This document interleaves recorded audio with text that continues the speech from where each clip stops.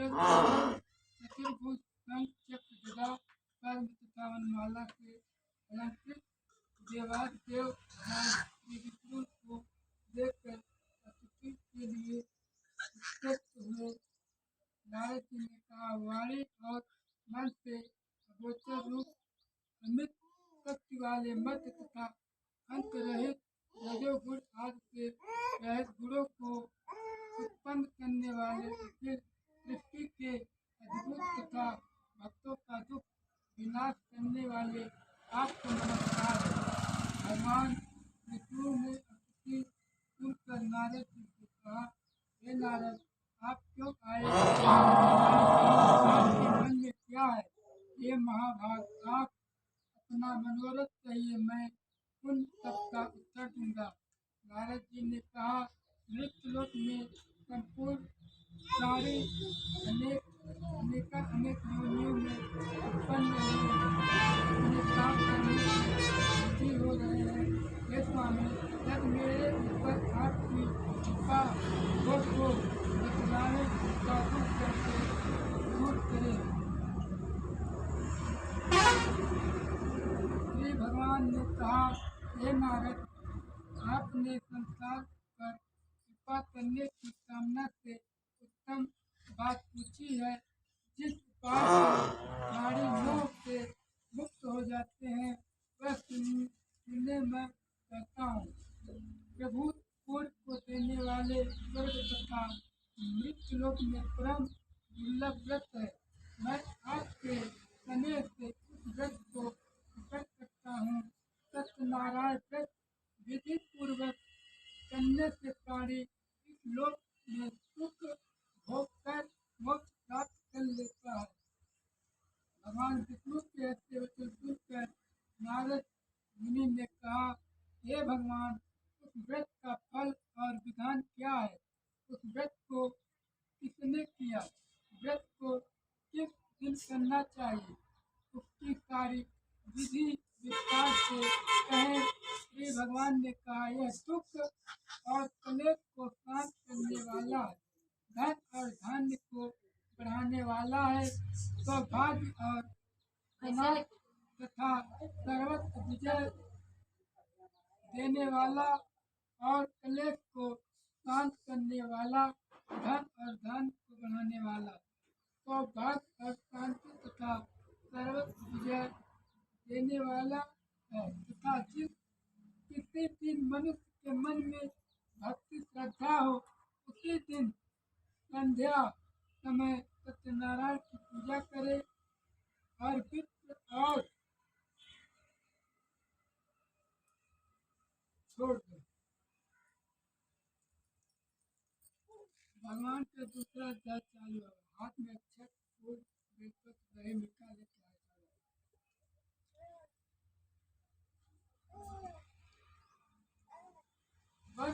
बांधो चाहे धर्म में तत्पर हो, वहाँ नैवेद्य प्रसाद भक्त से अर्पण करे। केला, फल, घी, दूध, गेहूं का चूर ले। गेहूं के चूर के अभाव में काठी चावल का चूर ले। शक्कर अथवा गुड़ लेना चाहिए। संपूर्ण प्रसाद भक्ति भाव से एकत्र कर भगवान को भोग लगा दे। जन समुदाय सहित तथा श्रवण कर ब्राह्मण को दक्षिणा दे। तदंतर बंधु बांधव सहित ब्राह्मण को भोजन कराएं। भक्त से स्वयं प्रसाद भक्षण करे और नित्य प्रसाद गाते हुए रात में जागरण करे। तदंतर भगवान सत्यनारायण का ध्यान करता हुआ अपने घर जाए। इस प्रकार का आचरण करने से निश्चय ही मनुष्य की इच्छाएं पूर्ण हो जाती हैं। विशेषकर कलिकाल में यह छोटा सा उपाय है।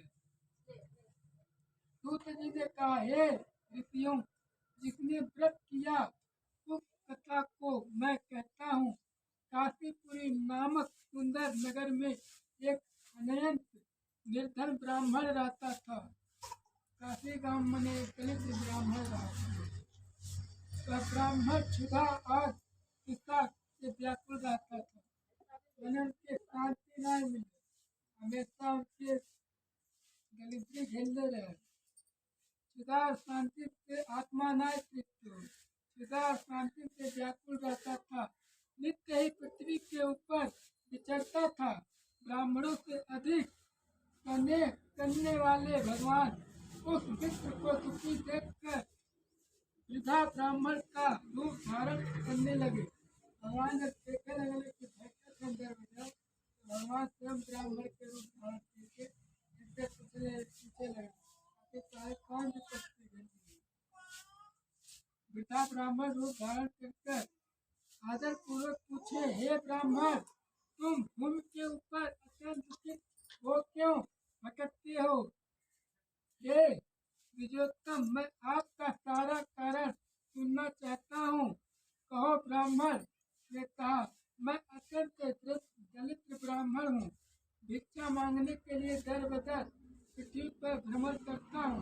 भगवान से बात, हे प्रभु, यदि मेरी दरिद्रता दूर करने का उपाय जानते हैं तो कृपा बतलाइए। ब्राह्मण ने कहा, सत्यनारायण विष्णु में मनोरथ करने वाले हैं। हे विष्णु, आप उन्हीं का पूजन करने उनके मन से मनुष्य समस्त दुखों से मुक्त हो जाता है। भगवान ने कहा, सत्यनारायण के कथा करो, तो आपके लिए प्रसाद मिलेगा। विविध पूर्वक व्रत को बतलाकर सत्यनारायण भगवान वही अंतर ध्यान हो गए। मैंने वृद्धा ब्राह्मण ने जिस व्रत को कहा है उस व्रत को अवश्य सोचते हुए रात को निद्रा नहीं आई। सोचते रात में निद्रा नहीं आई। प्रातः काल ही उठकर वह दिव्य सत्यनारायण का व्रत करने का संकल्प किया। बहुत नया संकल्प किया। सत्यनारायण व्रत कथा सुना, संकल्प किया, भिक्षा मांगने के लिए चल पड़ा।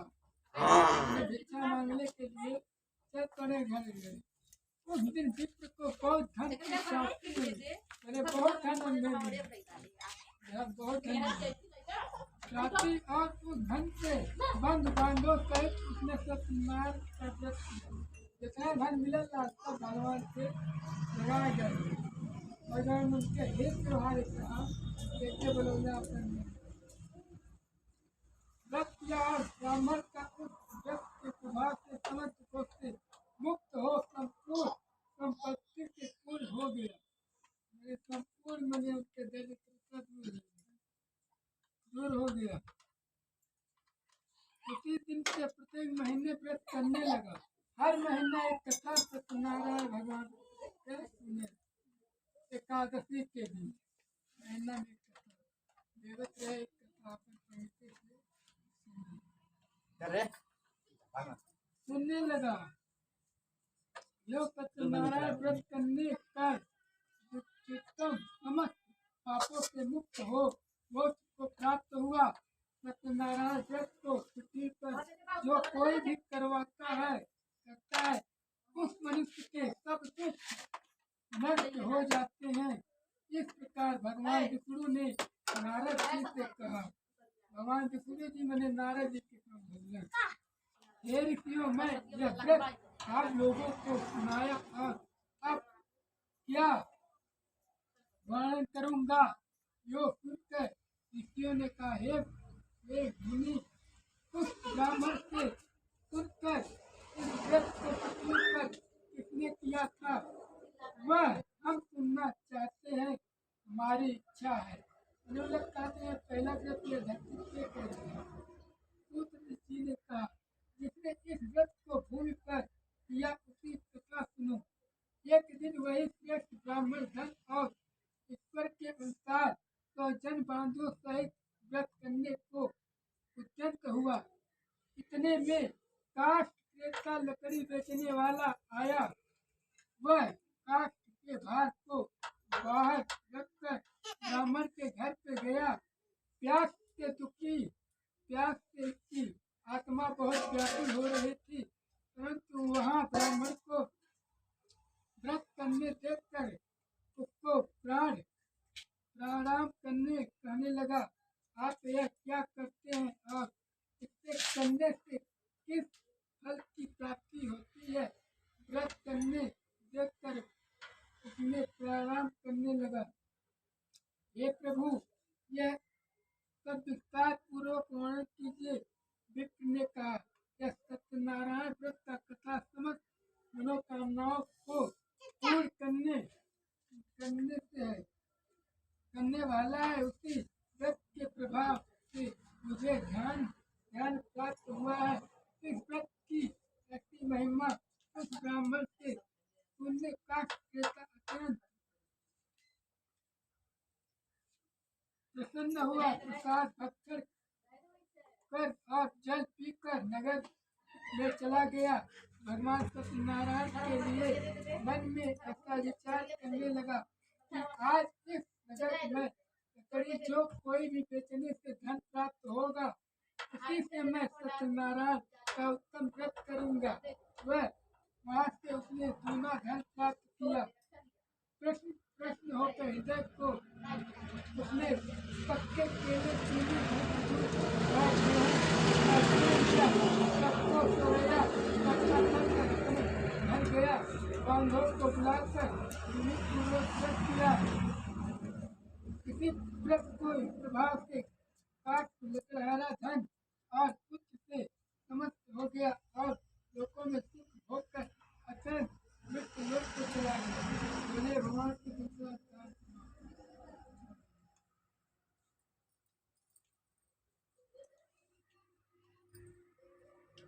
आत्म अच्छा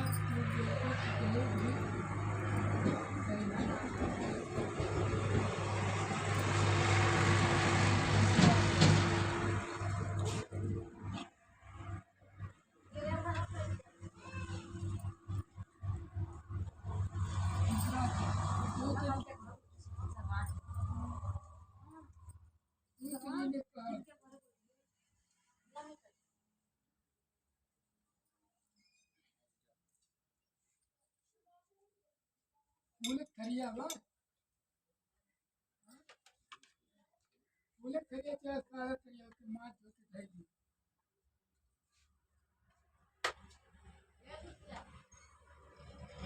सूत जी ने कहती सुनियो, मैं आगे की कथा कहता हूँ, तुम सुनो। पहले उल्लामुख नाम बुद्धिमान जितेंद्र और सत्यवादी राजा रहता था। वह धर्मात्मा नित्य प्रत्येक देव मंदिर में जाता था और ब्राह्मणों को दान देकर संतुष्ट करता था। उसकी स्त्री लीलावती कमलावती व्यक्ति ये दोनों भक्तशिला नदी के तट पर सत्यनारायण का व्रत करते थे। इतने ही दिन में वहाँ एक साधु नामक वैश्य व्यापार करने के लिए बहुत प्रकार के धनों से भारी था। नाव को उस नदी के किनारे राजा के पास गया। वहाँ वैश्य ने राजा को व्रत करते देखा। नम्रता से पूछा। वैश्य ने कहा, हे राजन, आप मन में अधिक भक्ति युक्त हो गए क्या करते हैं? यह सब आप मुझसे भी कहें, क्योंकि मेरी सुनने की इच्छा है। राजा ने कहा, हे साधु, मैं अतुल तेजस्वी भगवान विष्णु का कुटुंबियों सहित कुछ हार की कामना से पूजन तथा व्रत करता हूँ। राजा के वचन सुनकर वैश्य ने समस्त पूर्वक कहा, हे राजन, इस व्रत का समस्त विधान मुझे भी कहें, मैं भी आपके कथानुसार व्रत करूंगा। मुझे भी शांति नहीं है। इस व्रत के करने से निश्चय की होगी। राजा ने सत्यनारायण व्रत का शांतिदायक विधान कहा। वह व्यापार करने से ही होगा। प्रश्न होकर अपने घर आया। उसने संतान को देने वाले व्रत का वृत्तांत अपनी स्त्री से कहा। उन्हें उनके बच्चे नहीं होते। अपनी स्त्री से कहा, कहकर बोला कि मैं भी व्रत करूंगा जब हमारे ये संतान का जन्म होगा। इस प्रकार उस श्रेष्ठ व्यक्ति ने अपनी स्त्री लीलावती के व्रत का संपूर्ण महत्व सत्यनारायण व्रत की गर्भवती हो गई। 10वें महीने में उसने एक रत्न रूपी श्रेष्ठ कन्या को जन्म दिया।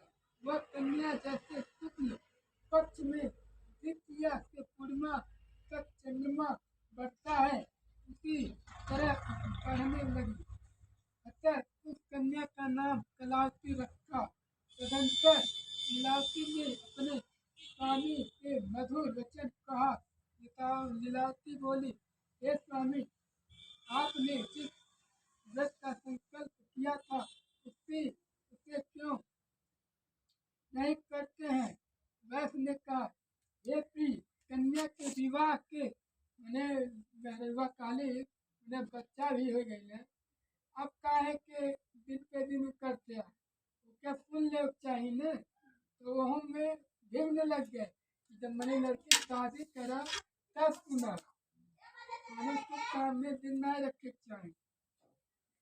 तो मैंने वह कहा था, हे प्रिय, कन्या के विवाह के समय सत्यनारायण का व्रत करूंगा। मैंने कन्या के तब भगवान के कथा सुना। मैंने यह कथा भागवत कथा करूंगा। इसी प्रकार स्त्री को समझ कर व्यस्त दूसरे नगर में व्यापार करने चला गया। मैंने समझा के चल गया अपन मैंने धन विक्रय चक्कर में चला गया।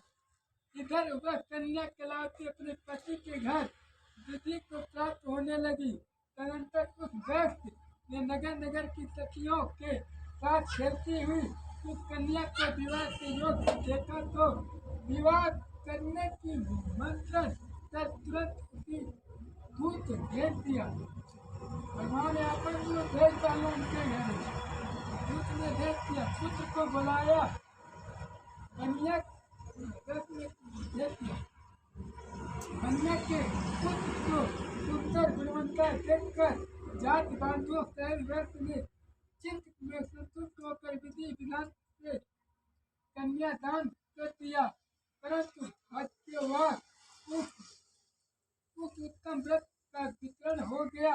कन्या के विवाह समय व्रत न करने मात्र से भगवान सत्यनारायण भगवान रुष्ट हो गए। शादी भी हो गए। भगवान सत्यनारायण भगवान रुष्ट हो गए, गुस्साए गए।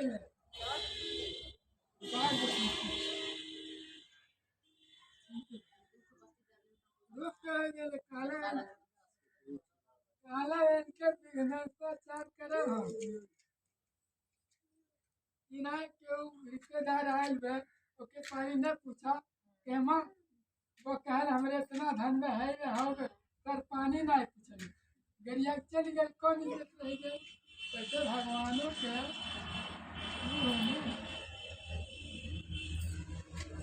अपन चुप पड़िए सब के हे भगवान हमें सब याद रहे। सत्यनारायण रुष्ट हो गए।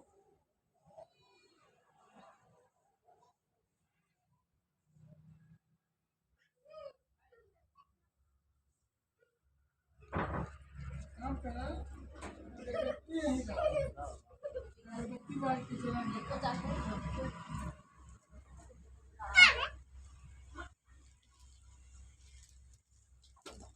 दोनों जन का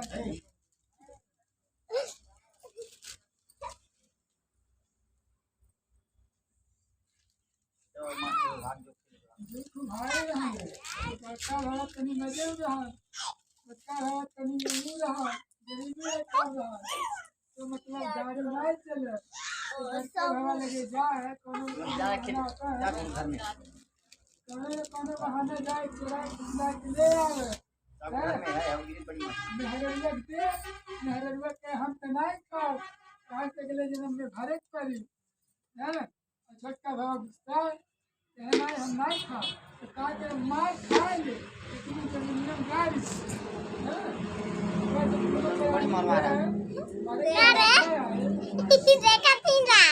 छोटका वही बड़े भाई मेरे मतलब बछड़ा जन्म को जन्म है मगर राजा घरे लड़की जन्म को धीरे धीरे मैंने बछड़ा जन्म को बैल के आकार में आ गए ना तो उसके काम लेने लगे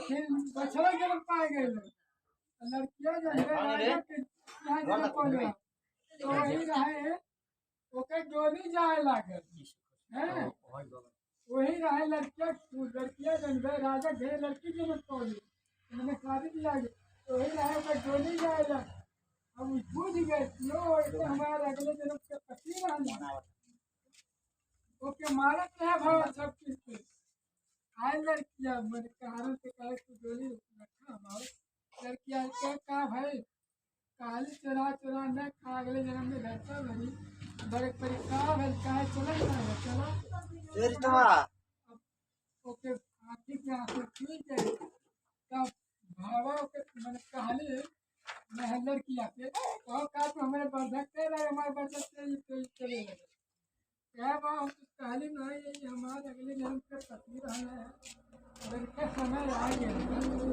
पगाई गई चिंताएं मैंने पगाए हुए झटकाए रहे मैंने पूरे जन्म में बाहर खाई रही हाँ मैंने आपके तुरंत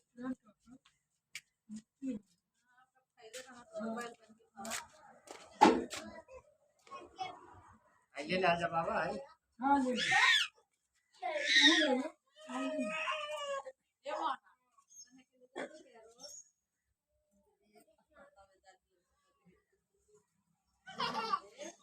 जो तू करे तो फल उनके मिलेगा आधा उनका फला मिलेगा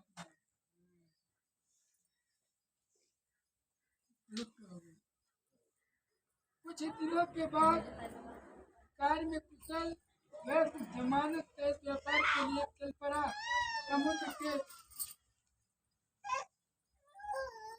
के समीप रत्नाकारपुर में जाकर अपने श्रीमान जमानत के साथ व्यापार करने लगा तत्पश्चात दोनों राजा चंद्रकेतु के नगर में गए उसी समय सत्यनारायण भगवान ने साधु को प्रतिज्ञा देकर रात दे दिए कि तुम कठिन दुख प्राप्त होगे जब वो मतलब नहीं सुना उन्हें साधु के रूप में आके उन्हें प्राप्त दे रहा यही से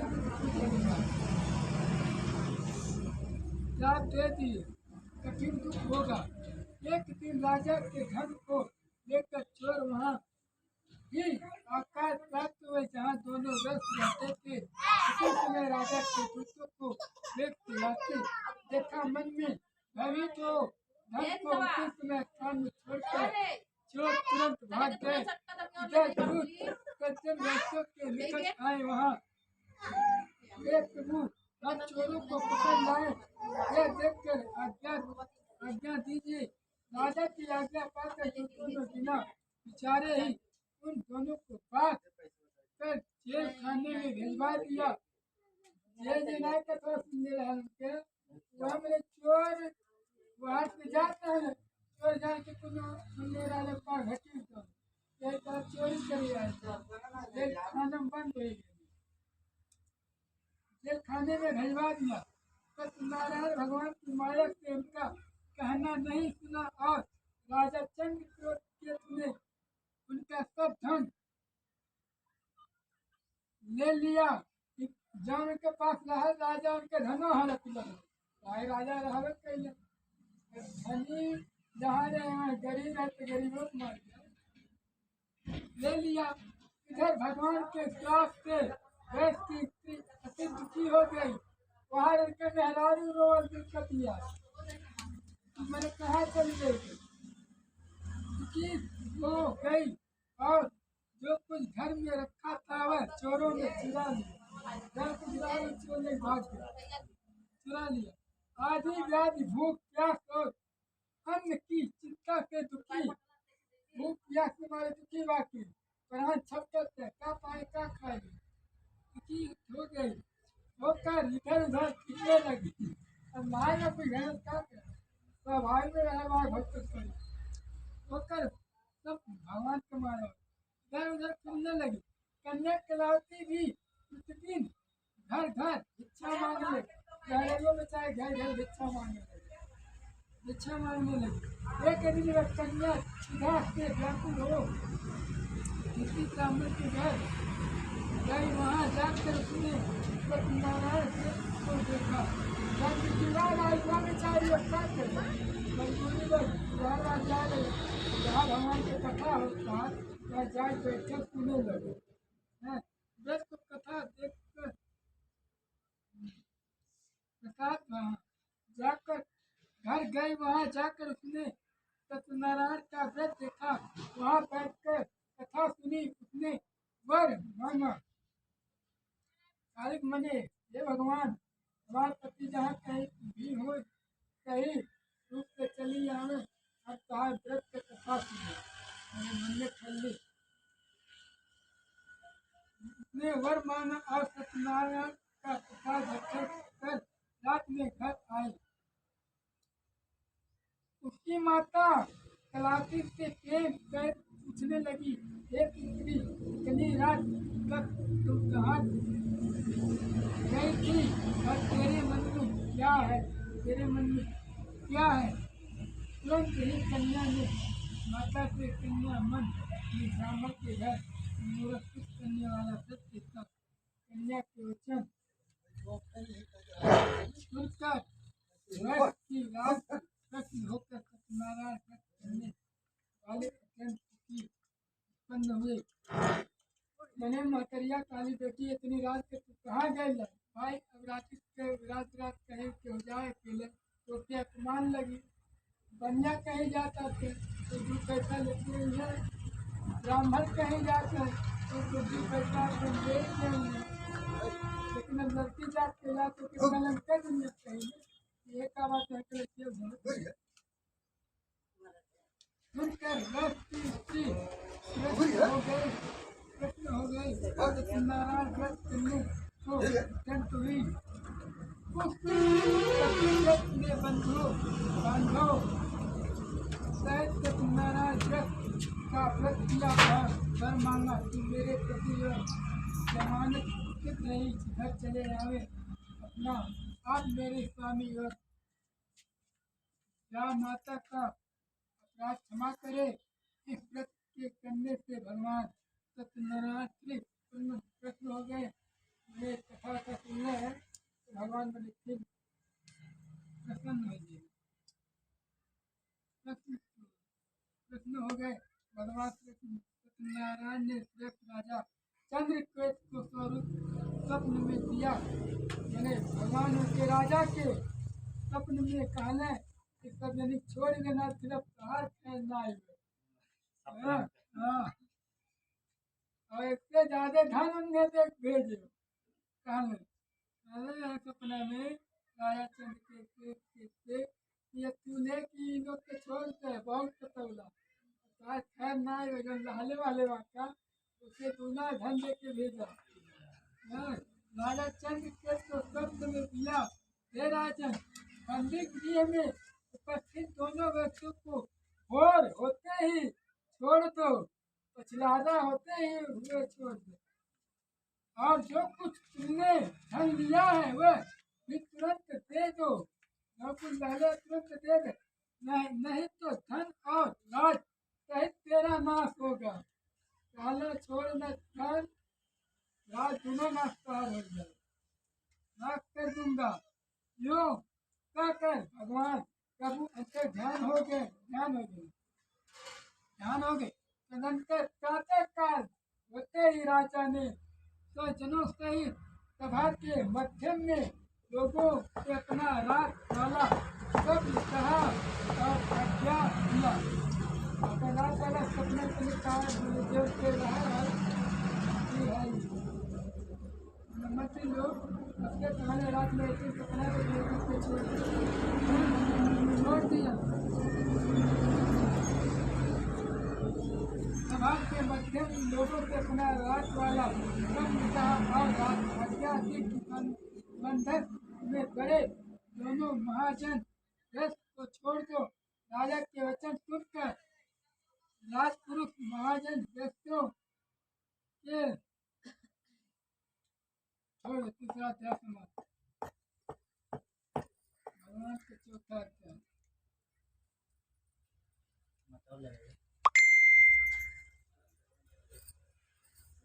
आत्मा छह जय जय।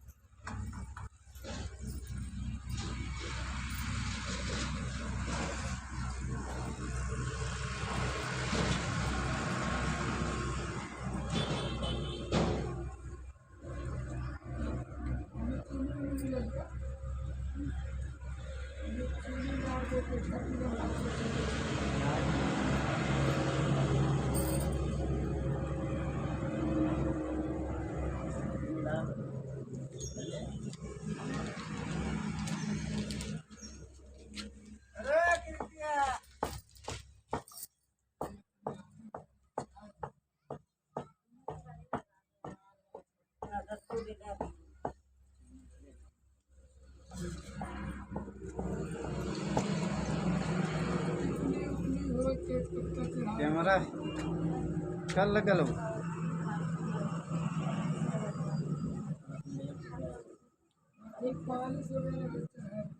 अरे हर ताक रे ए नहीं बोल ले मैं एहरो ताक